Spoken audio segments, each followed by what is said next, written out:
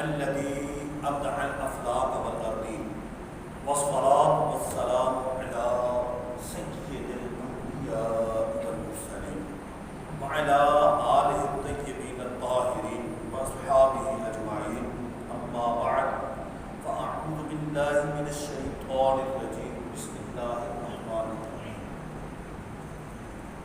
الصلاة والسلام عليك يا رسول الله وعلى آلك وأصحابك يا حبيب الله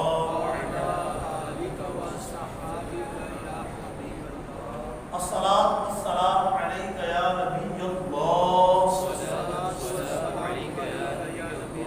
وعلى آلك وأصحابك يا نور الله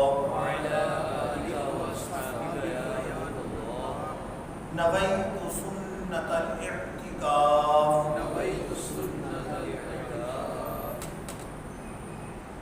جامع ترمذی حدیث کی ایک معتبر مستند کتاب ہے. اس میں حضرت عمر فاروق اعظم رضی اللہ تعالیٰ عنہ کا درود پاک کے بارے میں ایک فرمان موجود ہے. ارشاد فرمایا الدعاء موقوف بین السماء والارض لا يصعد منه شيء حتى تصلي على نبيك صلی اللہ علیہ وسلم. فرمایا دعا زمین و آسمان کے درمیان معلق رہتی، موقوف رہتی، آسمان کی طرف کچھ بھی بلند نہیں ہوتا یہاں تک کہ تو اپنے نبی صلی اللہ علیہ وسلم کی بارگاہ میں درود پاک پڑھ. درود پاک پڑھو گے تو دعا اٹھے گی اور رب کی بارگاہ میں قبول ہو. اگر درود پاک نہیں پڑھو گے تو دعا لٹکی رہے، موقوف رہے، قبول نہیں ہو. ہمارے یہاں پر تو دعا پہ توجہ نہیں کی جاتی، بس نماز پڑھی اور جلدی سے ہاتھ پھیرا اور چلے. حالانکہ دعا عبادت کا مغز ہے، عبادت کا مغز ہے دعا. اب دعا خود عبادت ہے لیکن دعا کی طرف توجہ نہیں کرتے، رب سے مانگ رہے. اب یہ دعائیں اگر دنیا میں قبول ہوں گی تو ٹھیک، نہ بھی قبول ہوئی تو آخرت میں اس کے بدلے میں اجر عطا فرمایا جائے، اس کا اجر دیا جائے. بھلے ایک کی دعا مانگ لے، اللہ میری مغفرت فرما، میرے والدین کی مغفرت فرما، بخشش فرما، میرے آبا و اجداد جن کا ایمان پہ خاتمہ ہوا ان کی بخشش فرما. اتنی دعا مانگ لے، یہ دعا مانگ لے مالک مولا عز و جل مجھے شفا عطا فرما، گناہوں کی بیماری سے شفا عطا فرما. کچھ نہ کچھ مانگے اور توجہ سے مانگے. کس سے مانگ رہے ہیں؟ اپنے رب سے مانگ رہے ہیں تو ضرور مانگنا چاہیے. اور طریقہ یہ ہے کہ اول و آخر درود پاک پڑھ، انشاءاللہ سب جلد دعا کو بولو. صلو علی الحبیب صلی اللہ علیہ وسلم.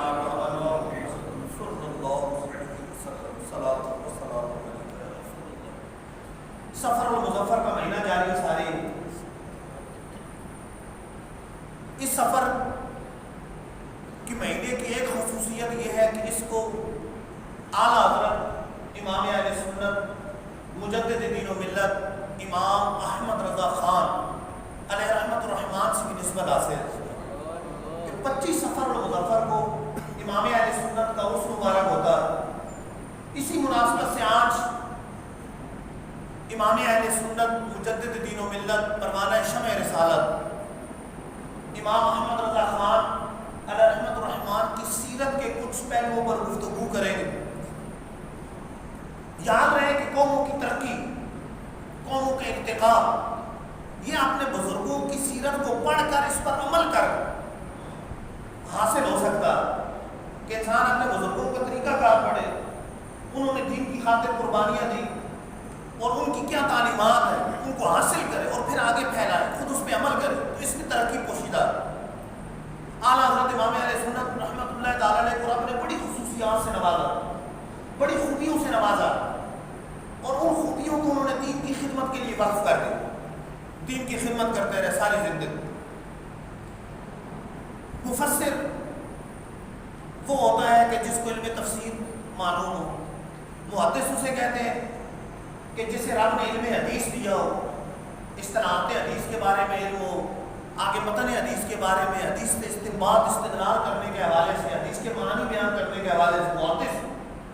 متکلم وہ ہے جو علم الکلام میں مہارت رکھتا ہو۔ اسی طرح آپ نام دیتے جائیں، جو اصول فقہ میں مہارت رکھتا ہے اسے اصولی کہتے ہیں، علم الکلام میں مہارت ہے تو متکلم کہتے ہیں۔ اگر سیرت کے اندر مہارت ہے تو سیرت نگار، سیرت لکھنے والے، سیرت بیان کرنے والے۔ دنیاوی علوم میں مہارت ہے، سائنسی علوم میں مہارت ہے تو سائنسدان کہتے ہیں۔ توقید، خاص علم توقید میں مہارت ہے تو توقیدان کہتے ہیں۔ علم نجوم میں مہارت ہے تو نجومی، علم جفر میں مہارت ہے تو علم جفر کا ماہر کہلاتا ہے۔ فلسفہ و منطق میں مہارت ہے تو فلسفی کہلائے گا، منطقی کہلائے گا۔ ریاضی میں مہارت ہے تو ریاضی دان کہلائے گا۔ لیکن عمومی طور پہ ایسا ہوتا ہے کہ خوبیاں کسی میں ایک خوبی ہوتی ہے، کسی میں دو ہوتی ہے۔ ایک علم میں مہارت ہے، دوسرے علم میں مہارت ہے۔ عام طور پہ دنیاوی تعلیم میں آپ نے دیکھا ہوگا، اگر کسی کا فزکس سبجیکٹ ہے تو اس کے بارے میں کیمسٹری سے بارے میں پوچھا جائے تو کہے گا میرا سبجیکٹ نہیں ہے، میرا مضمون نہیں ہے، مجھے اس کے بارے میں پتہ نہیں۔ تو ایک میں مہارت ہے، دو میں مہارت ہے، تین میں مہارت، کتنے میں مہارت حاصل کرے؟ قربان جاؤں امام اہل سنت کی ہستی پر، محققین فرماتے ہیں کہ اعلیٰ حضرت رحمت اللہ تعالی علیہ ایک نہیں، دو نہیں، تین نہیں، 10 نہیں، 20 نہیں، رب تعالی نے آپ کو 100 سے زیادہ علوم پر کامل مہارت عطا فرمائے۔ اور ان علوم میں صرف مہارت نہیں بلکہ آپ کی تصانیف بھی موجود، اکثر علوم پر آپ کی 1000 کے قریب تصانیف موجود۔ تو رب نے ایسی مہارت عطا فرمائی، تو گویا کہ آپ مفسر بھی ہیں، محدث بھی ہیں، متکلم بھی ہیں، آپ فقیہ بھی ہیں، فقہ میں مہارت ہے، فقیہ بھی ہیں، آپ فلسفی منطقی بھی ہیں، آپ اصولی بھی ہیں، آپ سائنسی علوم میں مہارت رکھنے والے ایک سائنسدان بھی، آپ ریاضی دان بھی ہیں، توقید دان بھی۔ رب نے اتنے علوم میں مہارت عطا فرمائی۔ اور دوسری طرف دیکھیں، اس بات پہ غور کریں کہ صرف سرسری اس علم کا جاننا نہیں، کامل مہارت۔ اگر آپ کے علم تفسیر کو دیکھیں تو اپنے وقت کے امام المفسرین نظر آتے ہیں، علم حدیث کو دیکھیں تو اپنے وقت کے امام المحدثین نظر آتے ہیں، اور فقہ کو دیکھیں تو اپنے وقت کے امام الفقہاء نظر آتے ہیں۔ بڑے بڑے مفتی آپ سے رابطہ کرتے ہیں، صدر الشریعہ آپ سے مسئلہ پوچھتے ہیں، صدر الافاضل آپ سے استفتاء کرتے ہیں۔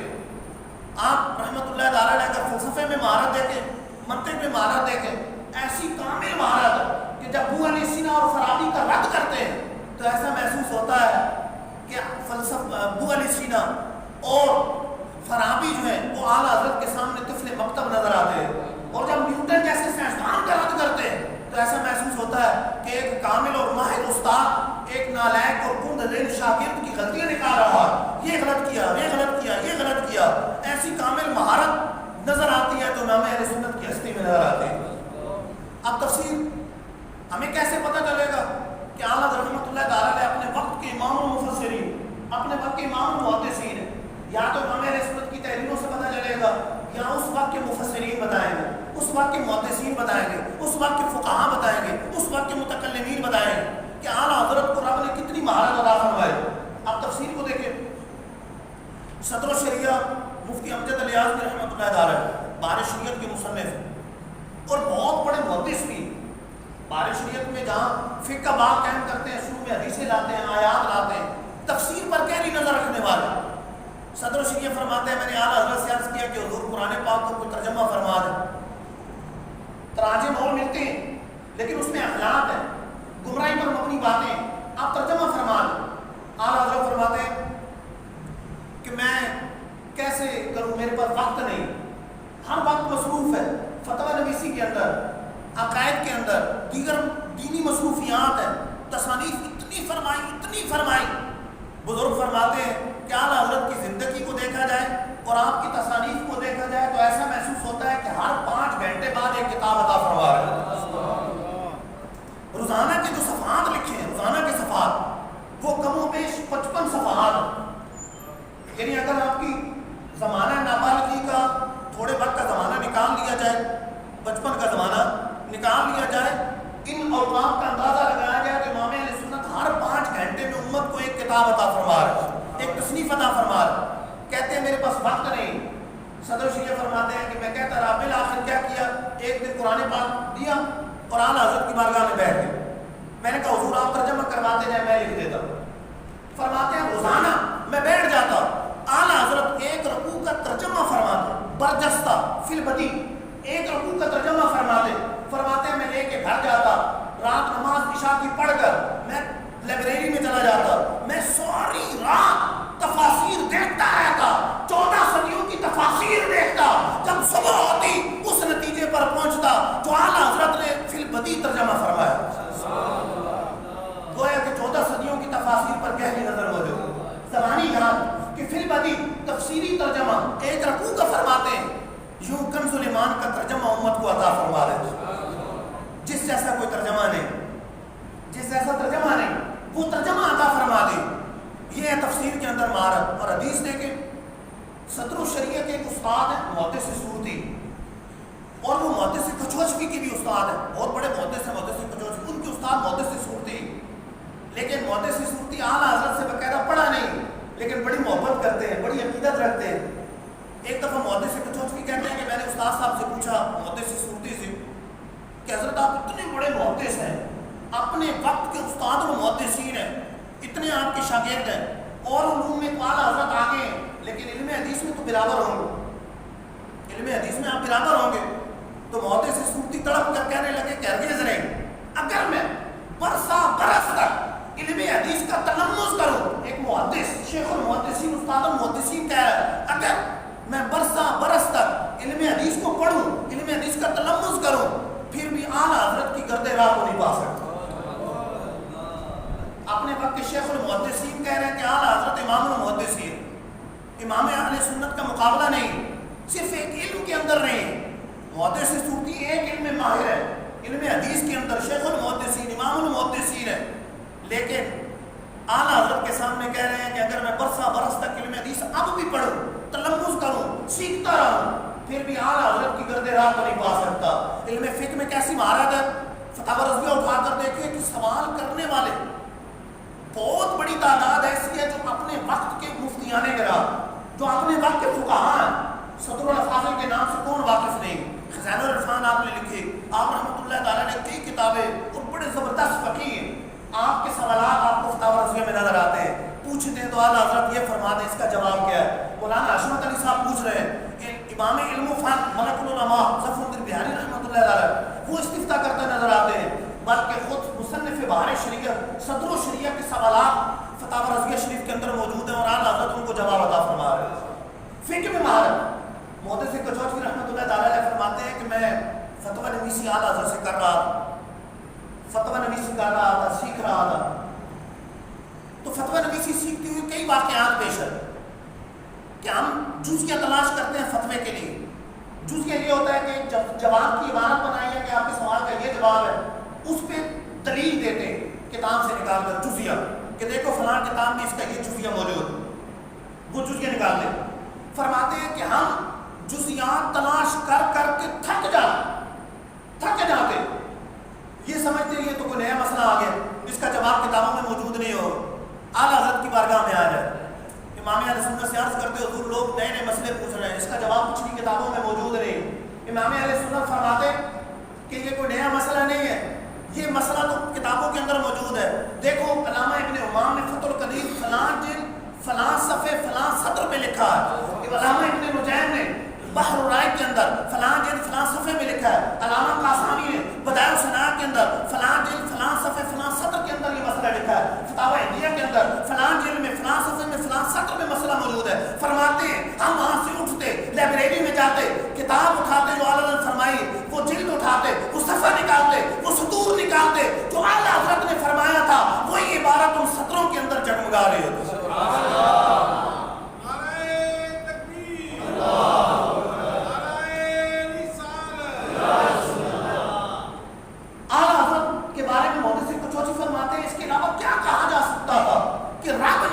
امام اہل سنت کو وہ صلاحیتیں عطا فرمائے گی, ایسا لگتا تھا کہ 14 صدیوں کی کتابیں اعلیٰ حضرت کے ذہن مبارک کے اندر موجود.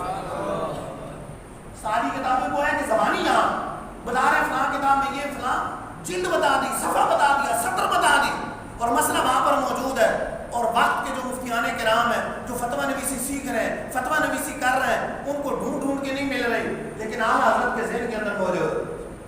امام اہل سنت بتا رہے ہیں کہ دیکھو یہ امام اہل سنت کی فقاہت۔ توقید دانی کے بارے میں علماء نے لکھا کہ امام اہل سنت دن میں سورج دیکھ کر اور رات کو ستارے دیکھ کر گھڑی ملا لیتے تھے اور 1 سیکنڈ کا فرق نہیں ہوتا۔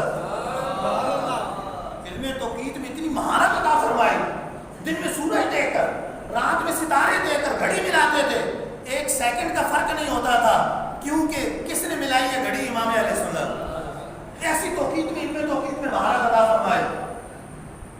سائنسی رد آپ دیکھیں کتابوں کے اندر، زمین کے سکون کے بارے میں اعلیٰ حضرت نے جو رد کیا ہے، بڑے اچھے انداز سے اس کو بیان کیا ہے کہ زمین ساکن ہے، اس کو ثابت کیا ہے، کتنی آیات سے ثابت کیا، کتنی آثار اور حدیث سے ثابت کیا، مفسرین کے اقوال سے ثابت کیا، فقہاء کے اقوال سے، پھر سائنسی انداز سے ثابت کیا، سائنسی انداز سے اس بات کو ثابت کیا، وہ امام اہل سنت کی مہارت۔ پھر فلسفے کا جو رد کیا امام اہل سنت، واقعتا ایسا محسوس ہوتا کہ ابو علی سینا فارابی گویا کہ امام اہل سنت کے سامنے طفل مکتب، اور نیوٹن کا رد ایسے کرتے ہیں جیسے کوئی کند نالائق اور کند ذہن شاگرد کا ایک کامل استاد، ماہر استاد غلطیاں نکال رہا ہو کہ تم نے یہ غلط کیا، تم نے یہ غلط کیا، تم نے یہ غلط کیا۔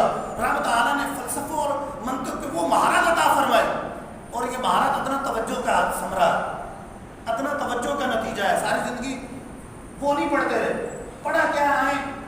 امام اہل سنت کی ریاضی کے اندر مہارت دیکھے، اور ملا کہاں سے ہے اس کا جواب مل جائے۔ امام اہل سنت کہ ریاضی میں مہارت کا بڑا مشہور و معروف واقعہ ہے کہ سر ضیاء الدین، ڈاکٹر ضیاء الدین، جو ریاضی کے اندر ایک مہارت رکھنے والے، غیر ملکی تمغہ جات اور ڈگریز کے حامل، ان کو ایک مرتبہ ریاضی کا مسئلہ پیش آیا جو حل نہیں ہوتا تھا، مشورہ کیا لوگوں سے، ماہر تو یہ تھے سب سے زیادہ، علی گڑھ یونیورسٹی کے وائس چانسلر، خود ماہر، اب کس سے پوچھنے کے لیے ذہن بنا کہ جرمن میں جو استاد ہے وہاں جاؤں اور وہاں ان سے پوچھ کر اس مسئلے کو حل کر گیا۔ وہاں دینیات اسلامیات کے پروفیسر سر سلیمان، انہوں نے کہا کہ حضور آپ بریلی چلے جائیں، انہوں نے کہا مولانا کون سا دینی مسئلہ ہے، یہ ایک ریاضی کا مسئلہ ہے، یہ وہاں کیسے پوچھنے؟ کہا جائیں تو صحیح، اصرار کیا، بالآخر ان کے اصرار پر بریلی حاضر ہوئی۔ اس وقت خود فرماتے ہیں، یہ بتاتے ہیں کہ آن حضرت علی تھے، ایماندار موجود تھے قیادت کرنے والے، جا کر سلام کیا، کہنے لگے جی کیسے آنا ہوا؟ کہا ایک مسئلہ ہے لیکن حالت ایسی نہیں، ابھی آپ بیمار ہیں، قیادت کرنے والے موجود ہیں، میں کیسے عرض کروں؟ فرمایا بتائیں تو؟ وہ فرماتے میں نے جیسے ہی اپنا وہ مسئلہ جس کے حل کے لیے جرمن جانا چاہ رہا تھا، اپنے استادوں سے، ریاضی کے ماہرین سے پوچھنے جا رہا تھا، جیسے ہی میں نے عرض کیا، اعلیٰ حضرت نے بردستہ فی البدی اس کا ایسا تشفی بخش جواب دیا جیسے اس کا جواب سامنے لکھا ہوا ہے اور حضرت پڑھ کر سنا رہے ہیں۔ اس طرح اس کا جواب دیا، میں بڑا متاثر ہوا، میں نے کہا حضور آپ کی اتنی مہارت، میں نے اس کے لیے اپنے جرمن کے استادوں، دیگر غیر ملکی استادوں کی جوتیاں سیدھی کی، تب جا کے مجھے یہ حاصل ہوا، لیکن آپ کے سامنے تو ایسا لگتا ہے کہ میں طفل مکتب ہوں، آپ کے سامنے ایسا محسوس ہو رہا طفل مکتب۔ اعلیٰ حضرت نے اپنے کسی غلام کو، کسی مرید کو کہا کہ شاگرد کو کہا کہ جاؤ کچھ صفحات لے کر آئے، صفحات لے کر آئے تو اس میں کچھ مثلثیں اور اس طرح کی چیزیں بنی ہوئی، دیکھ کر حیران رہے کہ آپ نے یہ کہاں سے حاصل کیا، کس طرح حاصل کیا؟ اعلیٰ حضرت نے جواب دیا کہ میں نے تو صرف والد صاحب سے ضرب تقسیم جمع تفریق کے 4 قاعدے پڑھے، آگے شرح چغمینی پڑھنے کا ارادہ کیا، جو پرانی ریاضی کی کتاب پڑھنے کا ارادہ کیا تو والد صاحب فرمانے لگے کہ بیٹا چھوڑ دو، یہ علوم تمہیں دربار رسالت سے سکھا دیے جائے، اور پھر دربار رسالت سے ایسے سکھائے گئے، ایسے سکھائے گئے، ایسے سکھائے گئے کہ دنیا حیران رہے، ایسے علوم دیے گئے، ایسے علوم عطا فرمائے۔ اعلیٰ حضرت رحمۃ اللہ تعالیٰ علیہ کا بچپنا دیکھیں تو باکمال، آپ کی جوانی دیکھیں تو بے مثال، آپ کی ادھیڑ عمر دیکھیں، آپ کی بڑی عمر دیکھیں تو وہ بھی باکمال نظر آتی، بے مثال نظر آتی، کوئی ثانی نظر نہیں آتا۔ ایک بزرگ جو اعلیٰ حضرت کے محلے کے رہنے والے، ایک مرتبہ امام اہل سنت کی گلی میں جھاڑو دے رہے تھے، کسی نے پوچھا کہ آپ عمر میں اعلیٰ حضرت سے بڑے، عمر میں بڑے، یہاں گلی میں جھاڑو دے رہے، دروازے کے سامنے سے جھاڑو دے رہے، وجہ کیا ہے؟ بتانے لگے کہ میں اعلیٰ حضرت سے عمر میں زیادہ ہوں، عمر میری زیادہ ہے، میں نے اعلیٰ حضرت کا بچپنا دیکھا ہے، لڑک پن دیکھا ہے، جوانی دیکھی ہے، وہ ڈیڑھ عمر دیکھی ہے، اب بڑھاپا دیکھ رہا ہوں، ہر عمر میں آپ کو بے نظیر اور بے مثال پایا، آپ کا کوئی ثانی نہیں پایا۔ عبادت اور ریاضت دیکھیں، علم و عمل دیکھیں، کرامت دیکھیں، عشق رسول دیکھیں، جس جہد سے دیکھتے ہیں اعلیٰ حضرت کامل و کمل نظر آتے ہیں۔ بڑھاپے میں تو ہر کوئی اچھا ہو جاتا ہے، بڑھاپے میں آخرت کی طرف رجوع کر لیتا ہے، لیکن انہیں بچپن میں ہر عمر میں دیکھا ان کا رجوع رب کی طرف۔ اعلیٰ حضرت رحمۃ اللہ تعالیٰ علیہ کو رب نے صلاحیتیں بے شمار عطا فرمائی اور ان کے صلاحیتوں کا استعمال بھی اس انداز سے کیا، دین کی خدمت کے لیے کیا، صلاحیتوں کو استعمال کیا۔ بچپن دیکھیں 4 سال کی عمر میں ناظرہ پڑھ لی قرآن پاک، صرف 4 سال کی عمر۔ ہمارے یہاں بچے 4 سال کی عمر میں صحیح بولنا بھی شروع نہیں کرتے، پورا قرآن مجید 4 سال کی عمر میں پڑھ لی۔ اور رب کی طرف سے حفاظت کیسے فرمائی جا رہی ہے؟ 4 سال سے پیچھے جائیں کہ ابھی آپ قرآن پاک پڑھ رہے ہیں، کیونکہ 4 سال میں تو ختم کر لیا۔ استاد ایک دن سبق پڑھا رہے ہیں، گھر میں آ کے پڑھاتے ہیں، زبر پڑھاتے ہیں تو آپ زیر پڑھتے ہیں، زبر پڑھاتے ہیں زیر پڑھتے ہیں، دادا جان دیکھ رہے ہیں، وہ آ گئے، انہوں نے یہ منظر دیکھا تو قرآن پاک دوسرا نسخہ منگوایا، تو پتہ چلا کہ کاتب کی غلطی سے زیر کی جگہ زبر لگ گیا ہے، استاد غلط پڑھا رہے ہیں، لیکن جو اعلیٰ حضرت کی زبان سے نکل رہا ہے وہ درست نکل رہا ہے، جو نکلتا ہے درست نکلتا ہے۔ دادا جان پوچھتے ہیں کہ بیٹا جو استاد پڑھا تھے وہ کیوں نہیں پڑھ رہے؟ عرض کیا کہ کوشش کرتا تھا لیکن زبان پہ قابو نہیں پاتا، کوشش کرتا تھا زبان پہ قابو نہیں پاتا تھا۔ گویا کہ بچپن ہی سے امام اہل سنت کی زبان مبارک کی بھی حفاظت کی جا رہی ہے۔ رب تعالیٰ جس طرح کا کام لیتا ہے اس طرح کی صلاحیت بھی عطا فرماتا ہے۔ 4 سال کی عمر میں ناظرہ پڑھ لیا، 6 سال کی عمر میں بہت بڑے مجمع کے سامنے میلاد شریف کے موقع پہ آپ رحمۃ اللہ تعالیٰ نے زبردست قسم کی تقریر فرمائی، علماء مشائخ موجود ہیں، اکابر موجود ہیں، ان کی موجودگی میں میلاد کے موضوع پر اعلیٰ حضرت رحمۃ اللہ تعالیٰ نے اتنی زبردست تقریر فرمائی کہ اس بچے کی زبان سے تقریر سن کر علماء و مشائخ اشش کر اٹھے کہ کیا خوب تقریر فرمائی۔ آپ رحمۃ اللہ تعالیٰ نے کہ آگے اگر چل کے دیکھیں تو اس کے 2 سال بعد آپ نے ہدایت الناس کی شرح لکھی، عربی شرح لکھی، عربی کتاب اس کی عربی شرح، مسلم و ثبوت کا حاشیہ لکھا آپ رحمۃ اللہ تعالیٰ نے۔ بچپن کی بات، مسلم و ثبوت وہ کتاب ہے کہ جس کے پڑھانے والی خاک خاک نظر آتے ہیں، پڑھانے والے تلاش کریں تو نظر نہیں آئیں گے، اس پر لکھا۔ بلکہ آپ کے اعلیٰ والد ماجد مولانا نقی علی خان رئیس المتکلمین، ان سے آپ مسلم و ثبوت پڑھتے۔ ایک مرتبہ انہوں نے اعلیٰ حضرت نے کتاب کھولی تو دیکھا کہ والد ماجد نے کچھ اشکال لکھا تھا، اس میں حاشیہ چڑھا دیا، کوئی اشکال لکھا۔ امام اہل سنت نے اس کا جواب دیا، پورے مسئلے کی اس طرح تقریر کر دی کہ سرے سے اشکال ہی ختم ہو جاتا۔ جب پڑھنے بیٹھے تو والد ماجد نے کتاب کھولی تو جواب پڑھا، اتنے خوش ہوئے کہ اعلیٰ حضرت کو سینے سے لگا رہی، فرمایا بیٹا تم مجھ سے پڑھتے نہیں مجھے پڑھاتے ہو، ایسا لگتا ہے مجھ سے پڑھتے نہیں مجھے پڑھاتے ہو۔ اعلیٰ حضرت رحمۃ اللہ تعالیٰ نے کو رب نے وہ صلاحیت عطا فرمائی، صرف 13 سال 10 دن 10 ماہ اور 4 دن، 13 سال 10 ماہ 4 دن، تقریباً 14 سال بن جاتے۔ 13 سال 10 ماہ 4 دن کی عمر میں تمام مروجہ جتنے علوم تھے، علوم نقلیہ عقلیہ سے آپ نے فراغت حاصل کی۔ آپ فرماتے ہیں اسی دن میری فراغت ہوئی، اسی دن میں بالغ ہوا، اسی دن پہلا فتویٰ لکھا، والد ماجد نے درست پا کر مسند افتاء میرے سپرد فرما، مفتی بنا دی، مسند افتاء سپرد کر دی۔ 13 سال میں ہمارے بچوں کو نماز پڑھنا مشکل سے آتی ہے۔ اگر 13 سال کی عمر دیکھی جائے، 13 سال 10 ماہ کی، تو کئی عمومی طور پہ صورتحال تو خیر اب تو جوانوں کی صورتحال بھی اس طرح ہے کہ نماز صحیح طریقے سے پڑھنا آئے، سیکھنے کا دینا، لیکن بچوں کے حوالے سے دیکھیں کہ جن کے یہاں تربیت کا ماحول بھی ہوتا ہے تو 13 سال میں نماز میں مشکل آتی۔ تو اعلیٰ حضرت رحمۃ اللہ تعالیٰ نے اس وقت کے جو دینی علوم تھے، مروجہ علوم، ان تمام سے اپنے والد ماجد سے فراغت حاصل کی، فتویٰ لکھا، درست پا کر والد ماجد نے آپ کو مفتی کی مسند پہ بٹھا دی، کب یہ مفتی، اور پھر فتوے ایسے دیے، ایسے فتوے دیے، ایسے فتوے دیے کہ کمال ہی کر دیا۔ اس وقت کے بہت بڑے مفتی کے مفتی ارشاد حسین، ایک مرتبہ انہوں نے ایک فتویٰ لکھا کسی نواب صاحب نے استفتاء کیا تھا، آپ نے اس کا جواب لکھا. اچھا اب اس کی تصدیق کے لیے مختلف ملک کے کونوں میں بھیجا گیا. عمومی طور پہ فتوے کی تصدیق کروائی جاتی ہے دیگر مفتیان کرام سے.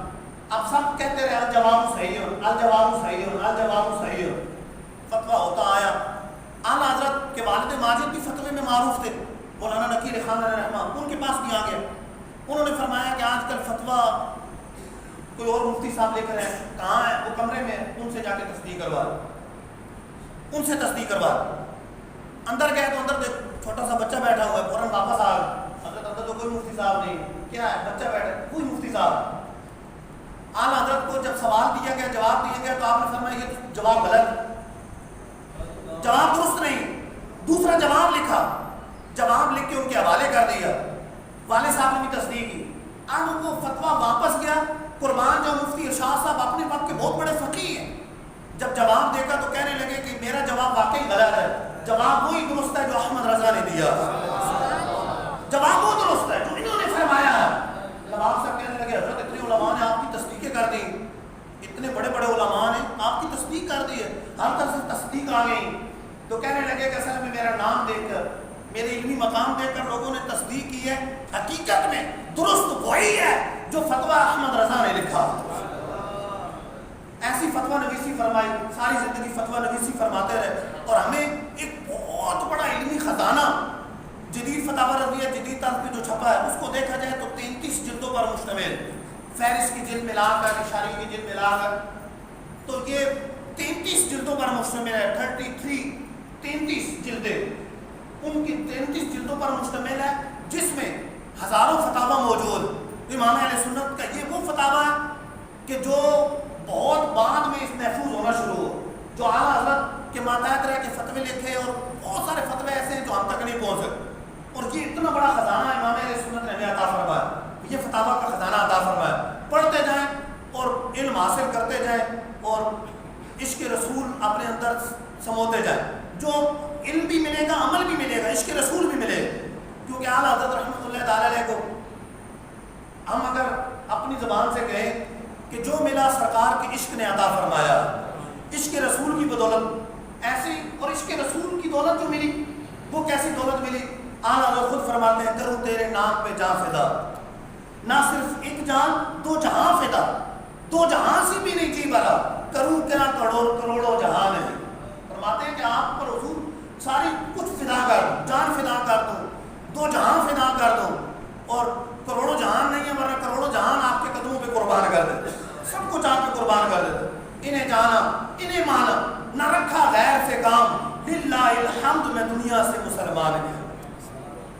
اعلیٰ حضرت رحمۃ اللہ تعالی کی بارگاہ میں کچھ لوگ آئے کہ ریاست نان پارا کا جو رئیس ہے اس کے قصائد لوگوں نے لکھے ہیں، شعراء نے لکھے ہیں، آپ بھی اچھا لکھتے ہیں، آپ بھی قصیدہ لکھ لیں. تو بعض کتابوں میں یوں لکھا ہے کہ آپ کے مدرسے کے لیے فنڈ مل جائے، کچھ فنڈنگ ہو جائے گی، مدرسے کی تعمیرات جاری، تو آپ لکھ دیں. اعلیٰ حضرت رحمۃ اللہ تعالیٰ نے تڑپ گئے، کیونکہ انہوں نے تو یہ کہا کہ انہیں جانا انہیں مانا، نہ رکھا غیر سے کام. جب بھی تعریف کی اپنے محبوب کی تعریف کی یا محبوب سے نسبت رکھنے والے شخصیات کی تعریف کی، کبھی غوث پاک کی، کبھی کسی اور بزرگ کی، کبھی کسی دنیا دار کی تعریف نہیں کی، تڑپ گئے. اس وقت مشہور زمانہ نعت لکھی، وہ کمال حسن حضور ہے کہ گمان نقص جہاں نہیں، یہی پھول خار سے دور ہے، یہی شمع ہے کہ دھواں نہیں. کوئی کسی سے محبت کرتا ہے تو اسے تکلیف بھی پہنچتی، جہاں راحت ملتی ہے وہاں تکلیف پہنچتی. بلبل پھول سے محبت کرتا ہے تو کانٹے سے تکلیف بھی ہوتی، پروانہ شمع سے محبت کرتا ہے تو دھوئیں سے تکلیف بھی ہوتی. اعلیٰ حضرت فرماتے ہیں کہ یہ وہ محبوب ہیں جن سے راحت ہی راحت ملے، دنیا میں راحت ملے گی، قبر میں راحت ملے گی، آخرت میں راحت ملے گی، یہاں تکلیف نہیں ہے. فرماتے ہیں وہ کمال حسن حضور ہے کہ گمان نقص جہاں نہیں، یہی پھول خار سے دور ہے، یہی شمع ہے کہ دھواں نہیں. یہ نعت لکھی اور آخر میں پھر جو مقطع لکھا وہ بڑے پیارے انداز سے بیان کر دیا. کرو مدح اہل بول رضا، پڑے اس بلا میں میری بلا، میں گدا ہوں اپنے کریم کا، میرا دین پارا نان نہیں. نان پارا کی بندش کر دی، نان پارا کو شیخ کے اندر لے آئے اور اسے الٹا بھی کر دیا کہ میں تعریف نہیں کرتا، اسے الٹا کر دیا نان پارا کو، اور ایک معنی بھی بن گیا روٹی کا ٹکڑا کہ میرا دین روٹی کا ٹکڑا نہیں ہے، میرا دین روٹی کا ٹکڑا نہیں ہے، میں تو اپنے محبوب کی تعریف کروں گا، کروں مدح اہل دبل رضا، پڑے اس بلا میں میری بلا، میں گدا ہوں اپنے کریم کا، میرا دین پارا ہے نان ہے۔ اور یوں بھی ہے، میرا دین تو مدینے میں، نان پارا کہاں، میرا دین تو مدینے میں۔ میں نے تو ہمیشہ اپنے آقا سے محبت کی ہے اور آقا کی تعریف کی ہے۔ پھر اس محبت کے نتیجے میں رب تعالیٰ نے کتنے مرتبے عطا فرمائے، کتنے رتبے عطا فرمائے کہ ادھر علوم و فنون کے اندر مہارت ہے، ادھر رب نے اپنی ولایت بھی عطا فرمائی، ادھر اپنی ولایت بھی عطا فرمائی کہ بچپن سے حفاظت ہو رہی، اولیاء اللہ کی حفاظت ہوتی ہے بچپن سے، زبان کی حفاظت ہو رہی کہ جو حقیقت ہے جو درست ہے وہی ان کی زبان سے نکل رہا ہے، اور پھر بعد میں بھی جو کہتے ہیں وہ ہو جاتا ہے۔ آپ کے ایک مرید مولانا امجد علی، ایک تو صدر الشریعہ ہے مفتی امجد علی آدمی رحمۃ اللہ تعالیٰ، یہ کوئی اور مرید ہے دوسرے، ان کے بارے میں کتابوں میں لکھا ہے کہ شکار کے لیے گئے تو کسی رائے گیر کو فائر لگ گیا، وہ ہلاک ہو گیا، ان کو پکڑ لیا گیا، پھانسی کی سزا سنا دی گئی، تو ان کے لواحقین ملنے کے لیے آئے، تو یہ ان سے کہنے لگے کہ پریشان نہ ہو، میرے پیر و مرشد اعلیٰ حضرت امام علیہ سنت میری خواب میں آئے ہیں اور مجھے فرمایا ہے کہ ہم نے تمہیں چھوڑ دیا، ہم نے تمہیں چھوڑ دیا۔ جب میرے پیر و مرشد اعلیٰ حضرت نے فرما دیا تو آپ چھوٹ کر ہی رہو، اب چھوٹ جاؤ۔ 12 لوگ چلے گئے، ایک دن پہلے والدہ آئی، ان کے سامنے بھی یہ بیان کیا کہ کل صبح کا ناشتہ گھر آ کے کرو، صبح کا ناشتہ گھر آ کے کرو۔ 12 والدہ بھی روتی دھوتی چلی گئی۔ تو اگلے دن پھانسی والوں نے پوچھا کہ آخری خواہش، تو کہنے لگے میری خواہش کیا پوچھتے ہو، میرا بھی وقت نہیں آیا۔ اتنا اعتقاد مرشد کے فرمان پر، پھندا گلے میں ڈال دیا، پھندا گلے میں ڈال گیا۔ اس وقت اچانک ملکہ وکٹوریہ کی تاجپوشی کے سلسلے میں خط آیا، آ رہا ہے، اور ایک بتایا گیا کہ اس تاجپوشی کی وجہ سے جتنوں کو پھانسی دینی ہے جو قاتل ہیں ان سب کو آزاد کر دیا ہے۔ پھندا نکال دیا کہ یہ گھر پہنچے، وہاں کو رام مچا ہوا تلاش کا انتظار ہو رہا تھا، لیکن یہ بیٹھ کر والدہ سے کہنے لگے کہ لائیں ناشتہ، میں نے کہا تھا صبح کا ناشتہ گھر کرو، کہ جو امام علیہ سنت کی زبان اقدس سے نکلا، رب نے پورا فرمایا کہ رب نے کرامت کا تاج عطا فرمایا، ولایت کا تاج عطا فرمایا تھا۔ جہاں پکے سچے عاشق رسول ہیں وہاں اللہ کے ولی بھی، کہ حدیث قدسی ہے، رب فرماتا ہے انسان علنی لأعطینہ، اگر مجھ سے یہ سوال کرتے ہیں میں نے ضرور عطا کرتا ہوں، مجھ سے مانگتے ہیں ضرور دیتا ہوں۔ اعلیٰ حضرت کی زبان، اعلیٰ حضرت کا کلام ہے۔ ایک مرتبہ ایک پان والے نے شکایت کی کہ حضور کوئی تعویذ لکھ دیں، گاہک نہیں آتے، گاہک نہیں آ رہے، کوئی تعویذ لکھ دیں۔ آپ نے تعویذ بند کر کے دے دیا لکھ کے، تو وہ چلا گیا۔ اس نے جیسی دکان میں تعویذ رکھا تو آپ گاہکوں کی لائنیں بن گئی، قطاریں بن گئی۔ دیگر دکاندار پریشان ہو گیا کہ یہ کیا ہو گیا، وہ حیران ہے کہ یہ کیا معاملہ ہوا۔ انہوں نے عاملین سے رابطہ کیا تو عاملوں نے کہا کہ تم وہ والا تعویذ لے آؤ، ہم دیکھ کر اس طرح کا تعویذ تمہیں بھی بنا دیں گے، اس طرح کا تعویذ۔ دکان سے تعویذ چوری کیا اور تعویذ جب لا کے دیا تو کھول کے دیکھا، اس میں کچھ نہیں لکھا تھا، اتنا لکھا تھا کہ حضرات پان یہاں سے خریدے۔ کلمہ اتنا ہی تھا، لیکن کس کے قلم سے نکلا تھا؟ امام اہل سنت کے قلم سے نکلا، ایک ولی کامل کے قلم سے نکلا، انہوں نے لکھا تھا، لہذا وہ تعویذ اپنے پوری طرح عمل کر رہا تھا، پوری طرح کام کر رہا تھا۔ یہ رب تعالیٰ نے آپ کو مرتبہ عطا فرمایا۔ اور پھر دربار رسالت میں آپ کا مقام دیکھے، جب 25 صفر المظفر 1340 ہجری آپ کے وصال کا وقت ہے، ادھر شام کے ایک بزرگ ہے، وہ خواب میں دیکھتے ہیں کہ سرکار دو عالم صلی اللہ علیہ وسلم تشریف فرما ہے، دربار لگا ہوا، صحابہ موجود ہیں، اولیاء موجود ہیں، سکوت طاری، خاموشی طاری، ایسا محسوس ہو رہا ہے کسی آنے والے کا انتظار ہو رہا ہے، کسی آنے والے کا انتظار کیا جا رہا ہے۔ وہ بزرگ کہتے ہیں میں نے عرض کیا کہ حضور کس کا انتظار ہو رہا؟ جب آئے مبارکہ کو جنبش ہوئی، فرمایا ہمیں احمد رضا کا انتظار ہے۔ پوچھا احمد رضا کون؟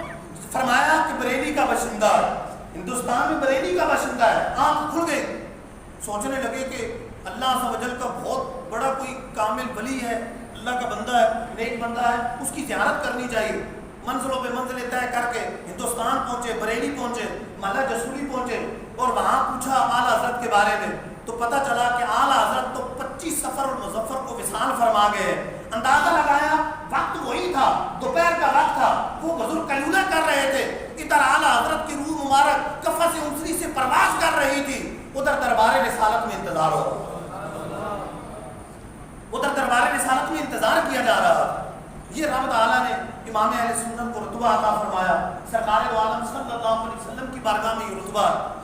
امام اہل سنت رحمۃ اللہ تعالیٰ کی تعلیمات اگر پڑھنی تو آپ کا کنز الایمان موجود، فتاوی رضویہ شریف موجود، دیگر بہت ساری تصانیف موجود۔ کنز الایمان تو ہر گھر میں ہونا چاہیے، کنز الایمان شریف ہر گھر میں ہونا چاہیے۔ اردو تراجم کے اندر سب سے فائد ترجمہ، اور وہ ترجمہ کہ ترجمہ پڑھیں گے تو قرآن پاک کے صحیح معنی سمجھ میں آئے، ترجمہ پڑھیں گے تو خوف خدا بڑھے گا، ترجمہ پڑھیں گے عقیدہ درست ہوگا، ترجمہ پڑھیں گے تو عشق رسول بڑھے گا۔ اعلیٰ حضرت کا کیا ہوا ترجمہ ہے، ورنہ یہ ترجمے کے بارے میں تو بہت ساری گفتگو ہو سکتی ہے۔ ایک بات عرض ہے، وَوَجَدَكَ ضَالًّا فَهَدَىٰ، بعض لوگوں نے اس آیت کا ترجمہ کیا کہ ہم نے آپ کو گمراہ پایا تو ہدایت دی۔ رب فرما رہا ہے کہ محبوب تمہیں گمراہ پایا تو ہدایت دی، حالانکہ محبوب کریم صلی اللہ علیہ وسلم کی حیات طیبہ دیکھیں تو ہمیشہ حق پر رہی، ہمیشہ حق پر۔ وہ تو وہ ہیں، کسی نے پوچھا آپ نبی کب بنے، بتا وجبت لک النبوۃ، جامع ترمذی کی حدیث ہے، جواب دیا وآدم بین الروح والجسد، میں اس وقت بھی نبی تھا کہ آدم علیہ السلام جسم اور روح کے درمیان موجود، اس وقت بھی نبی تھا۔ وہ گمراہ کیسے ہو سکتے ہیں؟ سیرت کو اگر دیکھیں، سیرت کو پڑھیں تو حضور کی سیرت کیا کہتی ہے؟ حضور تو اعلان نبوت سے پہلے بھی غار حرا میں جا کر رب کی عبادت کرتے، غور و فکر میں رہتے، تفکر میں رہتے۔ سیرت نگاروں نے لکھا ہے، حضرت خدیجہ الکبریٰ رضی اللہ تعالیٰ عنہ کی روایت لکھی ہے کہ سرکار علیہ الصلوۃ والسلام اپنا کھانا مبارک لے کر غار حرا میں جاتے، ہفتے کے لیے جاتے، 15 دن گزر جاتے، 15 دن کا لے کے جاتے، مہینے کا گزر جاتے۔ خدیجہ الکبریٰ رضی اللہ تعالیٰ عنہ پریشان ہو جاتی، گھبرا جاتی کہ اتنے دن اوپر کیسے گزارے ہوں گے، لیکن وہاں جب جاتی یہ دیکھ کر حیران رہ جاتی کہ وہ جو 7 دن کا کھانا تھا 15 دن گزر گئے، 15 دن کا کھانا تھا 30 دن گزر گئے، وہ کھانا جو کا تو پڑا ہے کہ سرکار علیہ السلام رب کی محبت میں اس قدر استغراق کا عالم ہے، رب کی محبت میں اس قدر مستغرق ہے، اس قدر مصروف ہے، اس قدر فکر میں لگے ہیں، رب کی محبت میں ہے کہ وہ کھانا بھی نہیں کھایا، کھانا جو کا تو پڑا ہے۔ قربان جاؤں اعلیٰ حضرت پر، آپ نے ترجمے کا حق ادا کر دیا، نہ صرف عربی کے اعتبار سے بلکہ سیرت کے اعتبار سے بھی، حضور کی پاکیزہ سیرت کے اعتبار سے۔ ترجمہ فرماتے ہیں وَوَجَدَكَ ضَالًّا فَهَدَىٰ، اے محبوب ہم نے آپ کو اپنی محبت کے اندر خود رفتہ پایا اور آپ وہی نازل فرما کر راہ دکھا دی۔